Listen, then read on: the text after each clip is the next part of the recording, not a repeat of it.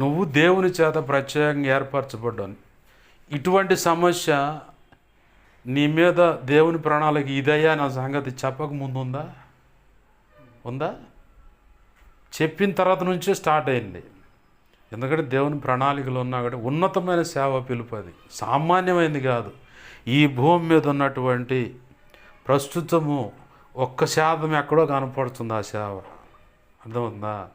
పౌలు పందాలో భూమి మీద సేవ జరిగేది 1% ఎక్కడో, అంత యథార్థంగా, అంత కరెక్ట్గా, స్కేల్ వేసి కొలిసినట్టుగా అలాంటి సేవకు నిన్ను పిలుచుకున్నాడు దేవుడు.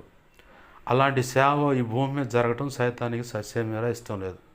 నీ ద్వారా లేదు, ప్రభు నాకు ఇచ్చినటువంటి దర్శనం పరిచర్య ద్వారా శ్రేష్టమైన భక్త సమాజం సిద్ధపడుతుంది. ఏ మచ్చ, డాగు, ముడత, కళంకం అసలు ఏది లేని వధువులు, స్త్రీలు కావచ్చు, పురుషులు, అందరం మనం అంతా ఉమ్మడిగా వధువు, వ్యక్తిగతంగా నీవు నేను ఎవరుకోవడం వధువులం.